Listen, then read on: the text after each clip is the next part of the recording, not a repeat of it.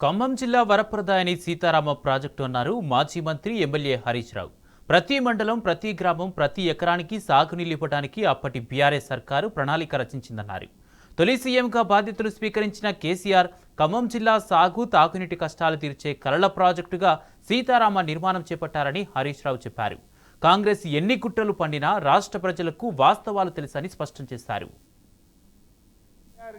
ఆనవాళ్లు చెరిపేస్తాం అని చెప్పి బీరాలు బలికినటువంటి ఈ నాయకులు ఇలా కేసీఆర్ గారు బీఆర్ఎస్ ప్రభుత్వం సాధించినటువంటి విజయాలను మీవిగా చెప్పుకోవడానికి మీరు పడుతున్నటువంటి తాపత్రయమే మీ మీద మా నైతిక విజయానికి ఒక సూచిక. మీ తనలాట చూస్తుంటే మేము ఆల్రెడీ నైతికంగా మేము గెలిచినట్టే. మేము ఇచ్చిన ఉద్యోగాలు మీ ఉద్యోగాలుగా చెప్పుకుంటారు. మా హయాంలో 90% పూర్తయిన సీతారామ కట్కొత్తి మేమే చేసినామని చెప్పుకునే ప్రయత్నం చేస్తారు.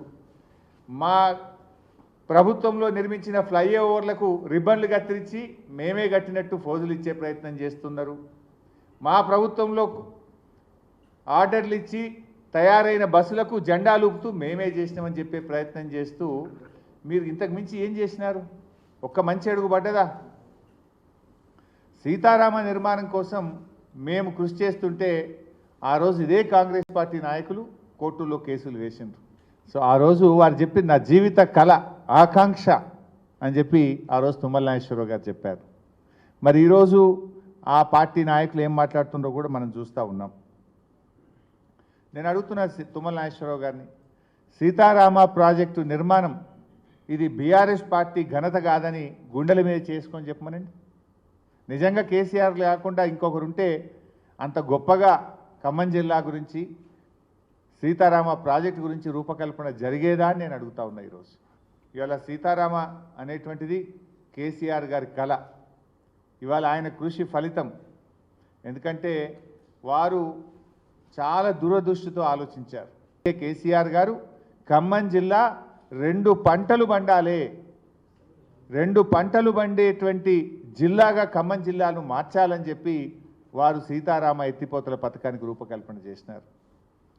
వాస్తవానికి గత రాజీవ్ సాగర్ కానీ ఇందిరాసాగర్లో వాళ్ళు పెట్టిన నీటి సామర్థ్యం 3000 క్యూసెక్కులు మాత్రమే. కానీ కేసీఆర్ గారు 9000 క్యూసెక్కులు ప్రతిరోజు తీసుకునే విధంగా సీతారామ రూపకల్పన చేసినారు. అంటే 3 అంతలు. మీరు 3000 క్యూసెక్కులు పెడితే 9000 క్యూసెక్కులు గోదావరి నుంచి తెచ్చే విధంగా కేసీఆర్ గారు ఆలోచించారు. ప్రాజెక్ట్ అంటే 100 ఏళ్ల కోసం కడతాం, ఏదో ఒక రోజు కోసమో ఓట్ల కోసమో ఆలోచించేది కాదు. భవిష్యత్ తరాల కోసం 100 ఏళ్ల తర్వాత ఉండేటువంటి అవసరాలను దృష్టిలో పెట్టుకొని ప్రాజెక్ట్ నిర్మిస్తారు. కేసీఆర్ గారు అటు కృష్ణా జలాలు రోజు రోజుకు తగ్గిపోతూ ఉన్నాయి.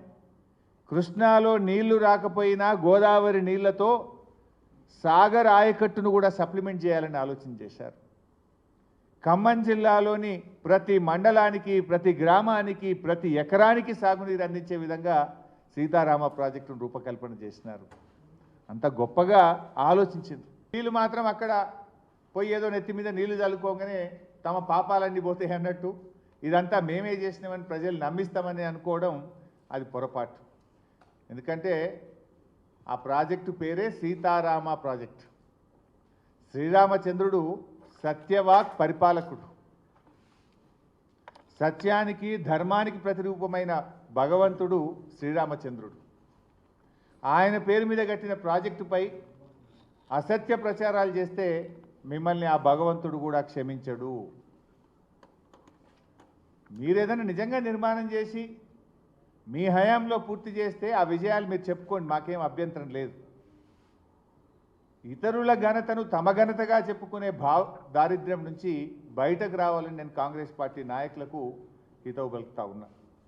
ఇవాళ ఈ ప్రాజెక్టు ఏ రకంగా చూసినా గతంలోని ఇందిరాసాగర్, రాజీవ్ సాగర్ల కంటే ఈ యొక్క ప్రాజెక్టు ఖమ్మం జిల్లాకు ఒక వరప్రదాయం. బంగారమోలే 2 పంటలు పక్కాగా పండే జిల్లా ఈ రాష్ట్రంలో ఖమ్మం జిల్లా అవుతుంది. ఆ రకంగా మేము రూపకల్పన చేసినాం. ఇలా బ్యారేజ్ మనం పెంచుకోవడం ద్వారా కొత్త బ్యారేజ్ కట్టుకుంటే అద్భుతంగా 36 టీఎంసీల నిల్వ సామర్థ్యం ఉంటుంది. జూన్లోనే మోటార్ లాంచ్ చేసుకుంటే జూన్లోనే ఖమ్మం జిల్లా మొత్తం నాట్లు పడుతుంది. మన కృష్ణా జలాలు వచ్చినా రాకపోయినా, సాగర్ నిండినా నిండకపోయినా, అటు సాగర్ ఆయకట్టు ఖమ్మం జిల్లాలోని ప్రతి ఎకరా 2 పంటలు పండే విధంగా ఈ యొక్క సీతారామ ప్రాజెక్టును బీఆర్ఎస్ ప్రభుత్వం రూపకల్పన చేసింది. మీరు అది కనీసం కలనన్నగన్నారా? కలలోనైనా మీకు ఇటువంటి ఆలోచన వస్తుందా? ఇలా కేసీఆర్ గారు ఇంత గొప్పగా ఆలోచిస్తే కనీసం ఒక మంచి మాట చెప్పకపోయినా మీరు బురద జల్లే ప్రయత్నం. ఇదేదో తమ క్రెడిట్గా చెప్పుకుంటే ఖమ్మం జిల్లా ప్రజలు, రాష్ట్ర ప్రజలు నవ్వుకుంటారు. సాగర్లో నీళ్లున్నా లేకపోయినా, కృష్ణాలో వరద వచ్చినా లేకపోయినా, పాలేరు, వైరా, లంకాసాగర్ రిజర్వాయర్లు 365 రోజులు గోదావరి జలాలతో కలకలలాడే విధంగా తెచ్చాం. ఈ 3 రిజర్వాయర్లే కాదు, ఖమ్మం జిల్లాలో ఉండే 3000 చెరువులకు ఈ ప్రాజెక్టు ద్వారా లింక్ చేయడం జరిగింది.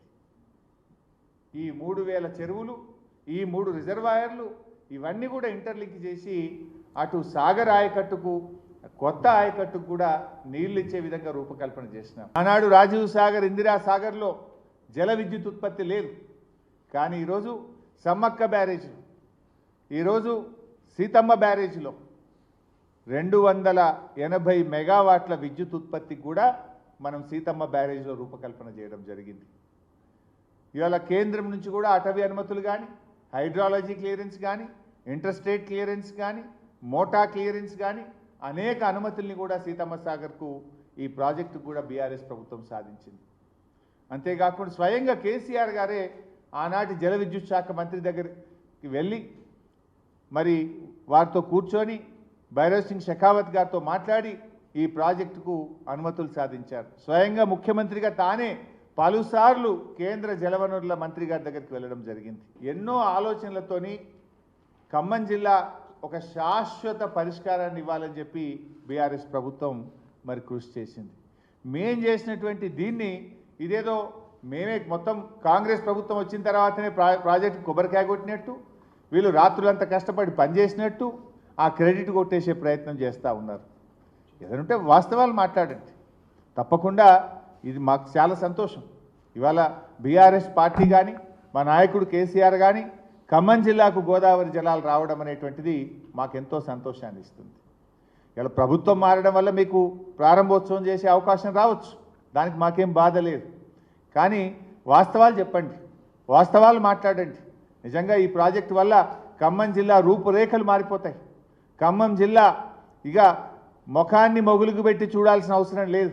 ఇంత అద్భుతంగా ఈ ప్రాజెక్టు రూపకల్పన జరిగింది. ఇవాళ దాని ఫలితాలు రావడం నిజంగా చాలా సంతోషం.